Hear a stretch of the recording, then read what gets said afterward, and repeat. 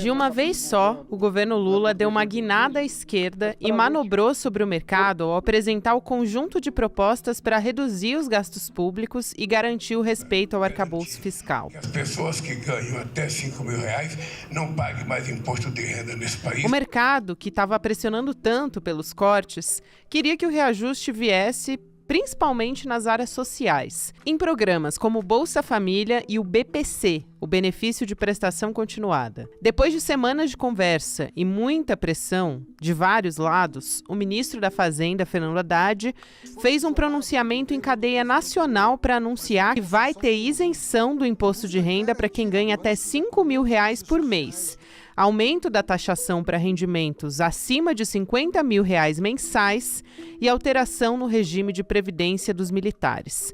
As propostas ainda precisam ser aprovadas no Congresso.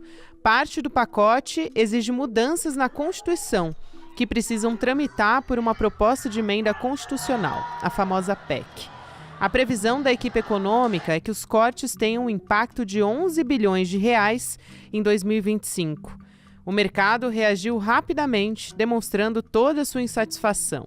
Antes mesmo do pronunciamento do Haddad, o dólar subiu, alcançando o valor mais elevado desde a cotação da série histórica. Segunda-feira, 2 de dezembro de 2024.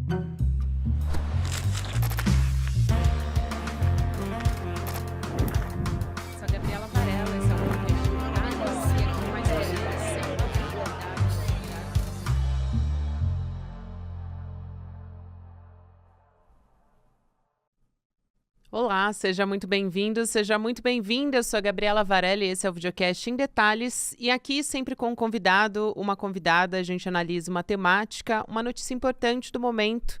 Hoje eu converso com o economista, professor André Roncalha, que também é diretor executivo do Brasil, no Fundo Monetário Internacional, sobre a proposta fiscal anunciada pelo governo no final da semana passada, e também o Roncalha está lançando, junto com César Calejon, nosso apresentador aqui no Israel Notícias, o livro Poder e Desigualdade. Estou com ele aqui, então vou mostrar para vocês o retrato do Brasil no começo do século XXI, pela editora Civilização Brasileira. Esse livro aqui, para quem está nos acompanhando em vídeo também. Então, Roncalha, prazer falar com você, seja muito bem-vindo mais uma vez.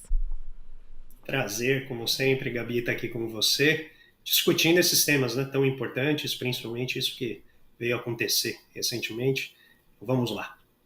Vamos lá, então, Roncalha. Eu vou começar pelo básico, assim. A gente teve a confirmação que era essa expectativa de economia estimada de 70 bilhões de reais para os próximos 2 anos.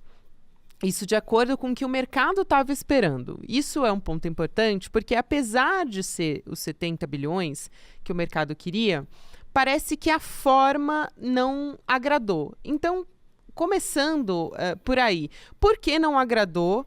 O que se esperava? Eram cortes em setores, pelo que a gente acompanha mais tradicionalmente nos últimos anos, né? Era educação, saúde. O que teve de diferente do que o mercado estava esperando?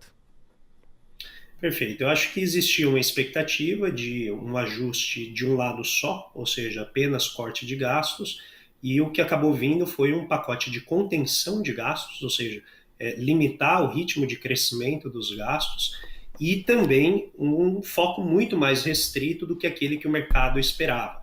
Então, o mercado queria reformas mais profundas, associadas principalmente à Previdência, que era desvincular a Previdência do salário mínimo, que tem uma regra de crescimento que, mesmo na dinâmica fiscal, de fato, causa problemas no longo prazo para a Previdência. O mercado esperava também um rompimento ou extinção dos pisos de saúde e educação, e, no fim, não veio exatamente isso, né? O que acabou acontecendo foi um conjunto de reformas saneadoras de várias distorções que existem no sistema tributário, no sistema de remuneração do governo, em particular no que diz respeito aos supersalários, né, de alguns setores do funcionalismo público, a reforma parcial, bastante localizada, da Previdência dos militares, e do lado dos gastos sociais, que era onde o mercado mais esperava ajustes, veio apenas a moderação no ritmo de crescimento do salário mínimo, né? Então uma mudança na regra de recomposição do salário mínimo, e também uma limitação no sentido do crescimento do BPC, ou seja, garantir o saneamento do programa em face de evidências de que há mau uso de recursos, distorções, eventualmente até fraudes, né? E, finalmente, uma contenção no avanço do abono salarial, que é uma medida que beneficia uma parcela bastante restrita da população brasileira e que também vai ter uma regra de ajuste que vai ser mais lenta no sentido do seu crescimento. Então, esse pacote ele acabou gerando essa frustração na parte da Faria Lima, em particular pelo elemento final, que foi a isenção do imposto de renda para pessoas que ganham até R$ 5.000, compensadas, segundo o ministro Fernando Haddad, integralmente, por um imposto de renda mínimo sobre a renda global das pessoas que ganham acima de R$ 600 mil por ano, ou R$ 50 mil por mês. Em particular, esse item, Gabi, ele foi a pedra de toque, né, dessa reação exagerada do mercado, e tem um motivo para isso que a gente pode detalhar, porque dado, né, ser o nome deste programa em detalhes. Não, por favor, vamos detalhar assim. Eu acho que são medidas, né, no caso você citou, por exemplo, a isenção do imposto de renda. Eu acho que é uma medida popular. As pessoas veem com bons olhos, né? Agora, isso ainda vai ter que passar como Congresso, né? E precisa ter uma contrapartida ali, né? Então, como é que o Congresso vai fazer isso? Vai compensar tributando os mais ricos? Que é uma das coisas que você fala há muito tempo e que está contemplada no seu livro junto com o Calejão também. Exatamente. Uma das ideias-chave do livro é exatamente, está inclusive aqui, né, na contracapa, está dizendo os rendimentos no topo da pirâmide parecem ter piso no teto, né? Quando você insere um imposto de renda mínimo global sobre a renda, né, dos mais ricos, você acaba justamente impondo algum limite para o crescimento da riqueza, para o crescimento da renda, e você já pode imaginar que a reação do andar de cima seria inevitavelmente muito estridente, como foi efetivamente nos últimos dias. Agora, tem um ponto importante aqui, que é a economia política. Então, como você bem mencionou, essa é uma proposta que foi lançada, é um pacote, ele vai precisar passar pela aprovação do Congresso. Pouco tempo depois do anúncio dessas medidas, o presidente do Senado, Rodrigo Pacheco, já disse que isso tudo deve ser feito com muita cautela, né, deve-se observar se vai ter espaço fiscal para fazer, ou seja, já colocou um pouco ali de água na fervura para tentar dizer que é um processo de negociação que vai acontecer. Esse é o primeiro ponto. O segundo ponto tem a ver com um elemento chave, que é a renda das pessoas que ganham acima de 600 mil, Gabi, hoje, ela é, grande parte dela, sem tributação, ela é isenta de tributação, porque justamente uma fonte dominante da renda dessas pessoas vem de ativos financeiros que pagam ou pouco tributo ou não pagam nenhum tributo. Então, o governo está fazendo um esforço de identificar, por exemplo, médicos, profissionais liberais, né, economistas, advogados, que criam empresas exclusivamente para não pagar imposto de renda, porque aí o lucro não é tributado, né? Então, em vez da pessoa física prestar um serviço, ela cria uma empresa, coloca num regime de tributação especial, que paga alíquotas muito baixas de imposto de renda, só que aí distribui o lucro. E quando distribui o lucro, esse lucro na pessoa física não é tributado. Então o governo está tentando dificultar o que a gente chama de planejamento tributário, que é exatamente essa tentativa de converter renda do trabalho em renda do capital para ela não ser tributada. E aí a reação, evidentemente, foi muito grande. E o motivo é muito simples do ponto de vista do mercado financeiro. Se você comprou ações de uma empresa e você teve dividendos recebidos de uma empresa que você comprou ações no mercado acionário, os dividendos até agora não são tributados, Gabi. Isso. Só que como esse renda mínimo vai incidir sobre a renda agregada da pessoa, então esse dividendo vai passar a ser tributado, ainda que indiretamente. Como que vai funcionar? Vamos imaginar que uma pessoa ganhou R$1 milhão no ano. Pela regra, ela deveria pagar 10% no mínimo sobre esse R$1 milhão que ela ganhou. Agora, por conta de vários descontos, né, tem os descontos de saúde, educação, Chega lá, parece que ela pagou apenas 60 mil reais. Pela regra, ela vai ter que desembolsar mais 40 mil para poder atingir esses 10% de 1 milhão, que seriam 100 mil, para poder cumprir a regra do novo, né, imposto. Né? Na verdade, nem é um novo imposto, é um imposto de renda, só que agora incidindo sobre essa renda global no topo. E, evidentemente, né, no mercado financeiro isso causa uma dor de cabeça imensa, porque agora qual que é a tributação efetiva que os ativos vão sofrer se eles vão ser tributados na renda? Então você gera uma incerteza e a incerteza provoca essa volatilidade, né, no mercado. Eu acho que um aspecto importante também que é tratado ali pelo Fernando Haddad, né, quando ele faz a coletiva de imprensa, é dizer que a reforma administrativa deveria começar pelos supersalários. Então, a gente tem isso fora da média, né, do brasileiro, quando a gente fala de juízes, por exemplo. E o teto ali, né, seria dentro do teto remuneratório nacional, vamos dizer assim, né? Isso vale para todas as esferas, segundo a proposta. Vocês falam também isso no Poder e Desigualdade muito bem, né? Sobre como a questão dos supersalários, enfim, contribui para uma disparidade socioeconômica muito fundamental e que é basicamente uma característica aqui do Brasil. Então, acho que valeria a pena a gente entrar nesse aspecto. E um outro ponto que eu também acho chave, porque você traz ali várias propostas dentro do livro. Então, quais são os pontos, talvez, desse primeiro pacote fiscal que foi apresentado, né? Como você disse, ainda está engatinhando, vamos dizer assim. O que falta, né? Quais são os pontos importantes que faltam para a gente chegar numa distorção, né? A resolver as distorções que a gente tem? Eu acho que para resolver as distorções é muito difícil, a gente precisaria de algo em torno de uma geração, de um esforço contínuo de reformas tributárias, e acho que é uma batalha absolutamente meritória e que nós faremos de tudo, né, para encampar aqui com os nossos instrumentos, com as nossas palavras, mas eu acho que avançar na reforma da renda, desonerando as empresas, quando eu digo desonerar, é diminuir a oneração, né, o ônus tributário das empresas e transferindo esse ônus tributário para a pessoa física, que é onde reside grande parte do acúmulo dessa desigualdade de renda e riqueza no Brasil. Isso permitiria melhorar a capacidade das empresas de investir, de gerar empregos, concentraria mais recursos na empresa, em vez de distribuir rapidamente isso para a pessoa física, que no livro a gente chama de extrativismo corporativo, que é essa prática de transformar qualquer empresa numa vaca leiteira de dividendos. Né? Então, em vez de você deixar a empresa crescer, ganhar força, ganhar mercado, inovar, investir em tecnologia, todo trimestre, né, você vai lá e suga um pouquinho de dividendo, que é lucro distribuído, em vez de redistribuir isso. Então, essa reforma da tributação da renda teria esse propósito, além de colocar um teto para a riqueza e um teto para a renda no andar de cima. E é por isso que a reação sempre é muito intensa, mas esse é um pouco o espírito do tempo. Até agora, a gente não sabe como vai ser a influência do governo Trump, né, que é fortemente refratário, oposto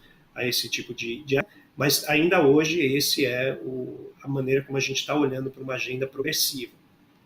Além disso, tributar lucros e dividendos na pessoa física, avançar numa capacidade de financiamento da nossa Previdência que diminua as distorções. Então você mencionou aqui a reforma administrativa, que é muitas vezes vista pelo mercado, que normalmente tem essa visão contabilista, não é só de fechar conta, como sendo um instrumento para poupar recurso, que é uma visão completamente equivocada de reforma administrativa.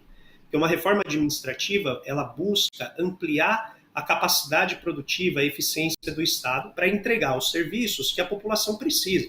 Isso pode ser feito com mais ou menos funcionários. Não existe nada na teoria que diga que uma reforma administrativa necessariamente tenha que diminuir a quantidade de funcionários. Aliás, do ponto de vista quantitativo, o serviço público brasileiro está muito atrás de vários países no que diz respeito ao número de servidores públicos per capita. Então, a gente, em tese, precisaria, né, investir muito mais em concursos, abrir muito mais vagas para áreas como saúde, educação, monitoramento, né, das nossas florestas, toda a parte de fiscalização.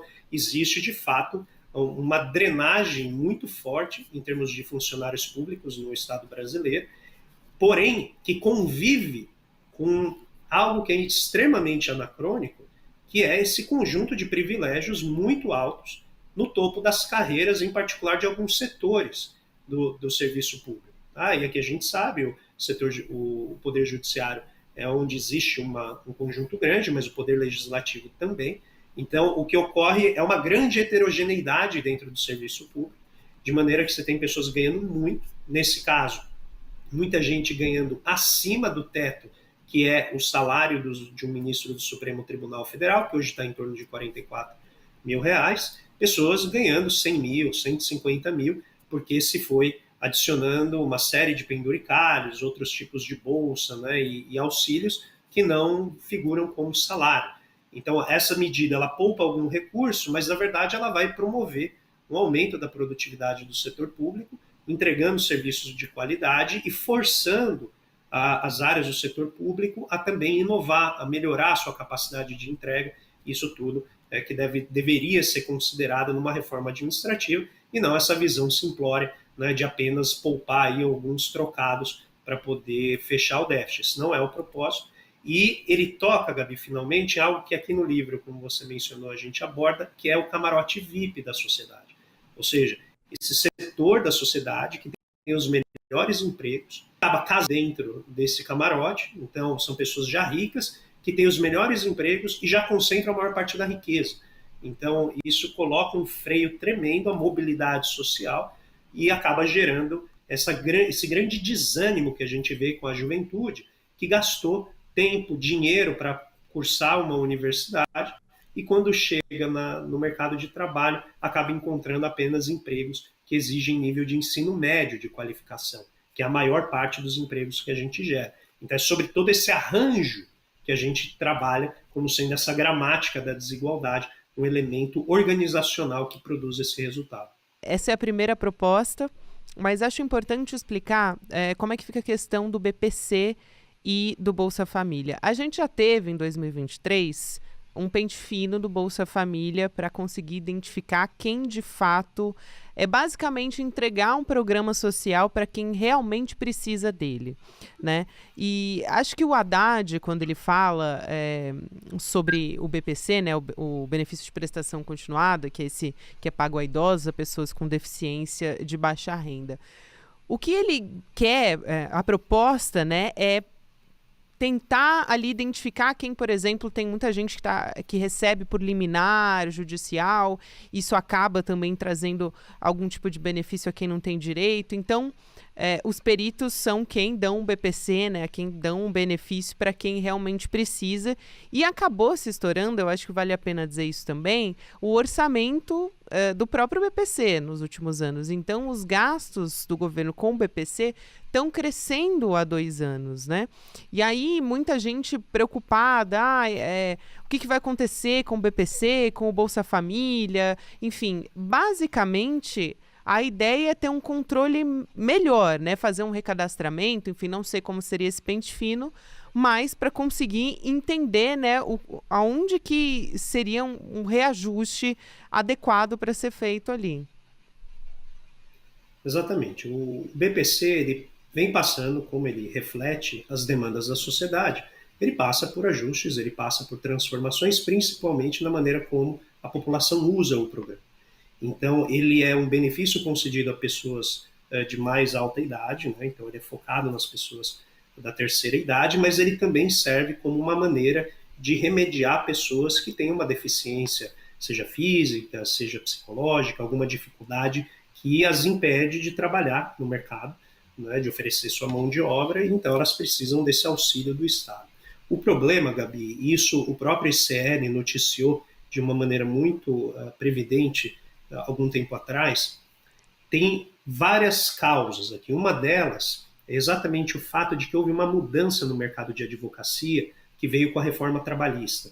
Isso acabou deslocando advogados que se concentravam em fazer processo de demissão dos trabalhadores, né, contenciosos trabalhistas, de entrar na justiça contra empresas. Como a reforma trabalhista reduziu muito o custo de demissão e regularizou esse processo, Então, o dinheiro que estava aqui, né, nessa discussão da Justiça Trabalhista, ele acabou migrando para outra parte da Justiça Trabalhista, que é essa questão da demanda por benefícios, né, de prestação continuada. Então, os advogados, e aqui é preciso estudar, entendeu? O ICL foi, acho, bastante pioneiro em levantar essa hipótese, em que medida os incentivos não são incentivos de mercado, que acabaram produzindo esse mercado de liminares, em que você acelera muito a concessão desse benefício, nem sempre em causas muito confiáveis. Então, nos últimos dias, na coletiva, após anúncio do pacote, o ministro da Casa Civil, Rui Costa, e o ministro da Fazenda, Fernando Haddad, anunciaram que existe uma parcela muito grande dos benefícios que está sendo concedida sem o Código Internacional de Doenças. Ou seja, a gente está falando de um benefício que está sendo concedido com baixíssima capacidade de verificação para conseguir entregar um resultado, uma qualidade boa, né, para esse benefício, para esse serviço. E aí o resultado é, inevitavelmente, o que a gente chama de uma distorção desse programa. E a minha preocupação maior, Gabi, é que no futuro, esse programa ficar reconhecido como sendo foco de muita corrupção e distorção, é que um eventual governo menos comprometido com essa pauta leve à extinção desse programa, exatamente com base, né, nesse moralismo típico que vem, em geral, dos grupos de direita, e que já tem como foco as nossas empresas estatais. Falando em regularizar também, outro ponto que foi levantado e que foi um ponto de muita discussão, de muitas reuniões do próprio Fernando Haddad, até o próprio presidente Lula, foi a questão das Forças Armadas, porque a gente tem um contexto político muito importante, né, no país, envolvendo uma quadra, né, da nossa história que é muito complexa e muito difícil, de mais uma tentativa de golpe. Enfim, foram indiciadas 37 pessoas, incluindo um ex-presidente, e delas 25 eram militares. E acho que muito do que vem nessa estrutura, né, das forças militares, Roncalha, é justamente os benefícios que eles têm até hoje em diversos setores. E foram anunciadas mudanças, né? Mudanças em regras para aposentadorias de militares, entre os vários ajustes, né? Mas a gente tem a questão também da chamada morte ficta, né? De uma das medidas ali, que é o fim de um benefício concedido a militares também condenados por crimes ou que foram expulsos das Forças Armadas.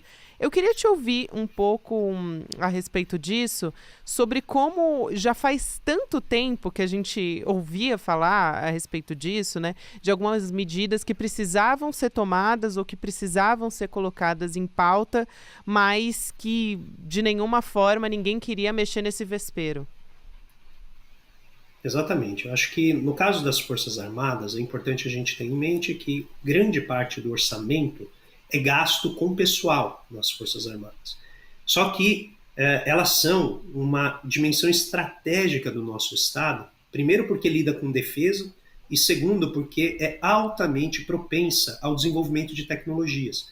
Então o fato de a gente gastar grande parte, a gente está falando aí algo em torno de 8 em cada 10 reais que a gente gasta com defesa, tá, vão para o pessoal. Pode ser até um pouco maior que isso.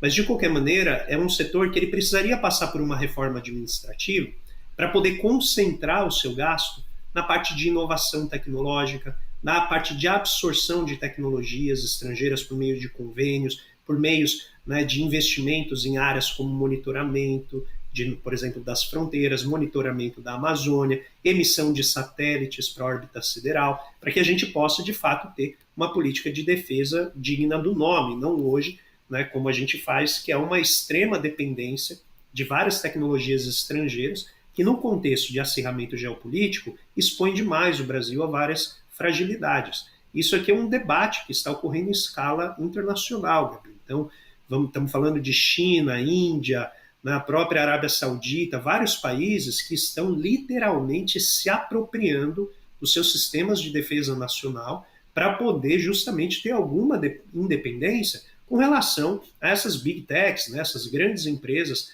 que fazem um tráfico muito intenso de dados e que pode expor fragilidades profundas dos países. Então, essa reforma nas Forças Armadas, eu convidaria aqui os nossos ouvintes, a nossa audiência, a pesquisar um pouquinho mais para ver que não é um tipo de gasto de luxo. Não se trata de remunerar ou recompensar militares que eventualmente participaram de tramas golpistas, como está ficando cada vez mais nítido. Mas se trata de redefinir os incentivos dessa carreira. Primeiro, para que não haja, né, essa oportunidade de pessoas hiper bem remuneradas, com condições de aposentadoria muito privilegiadas com relação ao restante da população, e que acabam muitas vezes usando o seu poder contra as instituições de direito democrático do nosso país, como a gente está vendo. Esse é o primeiro ponto. O segundo ponto é melhorar a estrutura de contratação do Exército. Saíram reportagens recentemente mostrando que as Forças Armadas gastam cerca de 800 milhões de reais por ano recontratando oficiais que já se aposentaram. Então olha que fantástico, Gabi. Você se aposenta, ganha o dinheiro do Estado e é recontratado pelo mesmo Estado para ganhar um adicional. Ou seja, existe um conjunto de distorções muito grande aqui que precisa ser, né, endereçada, precisa ser corrigida, e eu acho que esse é um primeiro passo. Eu concordo, é um passo ainda modesto, é um passo tímido, mas eu acho que, como dizem os advogados, abre a porta para esse tema, e uma vez que abre a porta, a gente pode ir ganhando terreno gradativamente. Daí a importância de defender a democracia, defender, né, o Estado democrático de direito, para que as Forças Armadas cumpram o seu papel, que é de proteger as nossas fronteiras, que é de proteger o país, e não de, vez por outra, periodicamente, querer se tornar o guardião da nossa Constituição, que não é, de fato, o seu papel. Concalho, eu quero muito agradecer a sua presença aqui. Olha, de fato, é muito difícil a gente ter uma conversa aqui, porque é tão profunda, né? Assim, o nível de discussão que vocês trazem no livro, e eu acho que tem tudo a ver com o lançamento também do pacote fiscal do Haddad, que também ainda vai demandar muita discussão, que ainda vai passar pelo Congresso, pode sofrer alterações, e acho que a gente tem que estar muito vigilante com isso também. Então, quero te agradecer, enfim, e convidar as pessoas também para lerem o livro e entenderem um pouco melhor a realidade que a gente vive aqui no Brasil e como é que a gente pode chegar lá, né? Para ter uma redistribuição, uma sociedade mais justa. Então, obrigada, é sempre um prazer receber você aqui. Eu que te agradeço, Gabi, é sempre uma honra para mim estar aqui nesse programa, né, que eu vi nascer, estava no ICL quando ele começou a nascer. Fui um dos primeiros a ser entrevistado. Foi um dos primeiros convidados, isso que eu ia dizer, exatamente. Eu tenho assim, um prazer e uma alegria sempre estar aqui. Você sabe o quanto eu admiro o seu trabalho, eu te acho uma jornalista fantástica, uma apresentadora sem igual. Então, para mim, é realmente uma alegria e reforço, né, sua lembrança para as pessoas, né, irem ler O Poder e Desigualdade, com o espírito aberto, com o peito aberto, que a gente tenta fazer aqui é uma primeira aproximação sobre essa estrutura de poder e como ela afeta os nossos resultados na sociedade, para que a gente não tenha um contingente grande de pessoas se esforçando tremendamente e conseguindo muito pouco, né, desse esforço no final das contas. A nossa ideia é compartilhar a prosperidade de uma maneira que todos possam viver bem. Esse é um convite a essa primeira reflexão. Muito obrigado, Gabi. Um grande abraço para você, um grande abraço para todo mundo que nos acompanha. É um convite que vale muito a pena. Obrigada, querida. Até uma próxima. Nesse minutinho final, quero lembrar você que a gente teve o lançamento dessa semana da nossa pós-graduação, na semana passada, finalzinho da semana passada, na verdade, a primeira pós-graduação do ICL, que foi em parceria com a FESP de São Paulo, o curso Repensando o Brasil, Sociedade, Política e História. Vai ser um curso, só para te lembrar, 100% online, que você pode estudar de qualquer lugar do Brasil, com certificado de conclusão reconhecido pelo MEC, e vão ser 8 disciplinas no campo das ciências sociais, filosofia, história e política. Vão ter professores, já adianto para você, como Gessé Souza, o nosso Gessé, Muniz Sodré, Marilena Chauí, Renato Janine Ribeiro, Ladislau Dolbor e o Lindener Pareto, nosso Lindener também, nosso coordenador de cursos aqui no ICL. A gente também vai trazer condições melhores, né, condições diferenciadas para você que se matricular junto com a gente. Quem já é membro do ICL, investidor mestre ou empreendedor mestre, já tem essas condições especiais garantidas e você pode garantir também. O último dia para isso, essa segunda-feira. Então, você se inscreve, né? Acesse em detalhesicl.com.br, confere os detalhes, faz a sua matrícula, porque vale muito a pena. Obrigada a você que me acompanhou até aqui. Você fica com o Mercado Investimentos agora. Uma excelente semana para você. Até amanhã. O ICL vai lançar uma pós-graduação com os melhores professores e professoras do país, por um valor quase que simbólico e cheio de vantagens para quem já é membro do ICL? Fato ou fake? Pois é, difícil de acreditar, mas é fato. E é mais do que isso ainda. É em parceria com a FESP, uma das maiores escolas do país, onde estudaram Darcy Ribeiro, Sérgio Buarque de Holanda, Florestan Fernandes. É isso mesmo, pós, reconhecida pelo MEC. É o próximo passo da revolução do ICL. Participe do novo passo da revolução.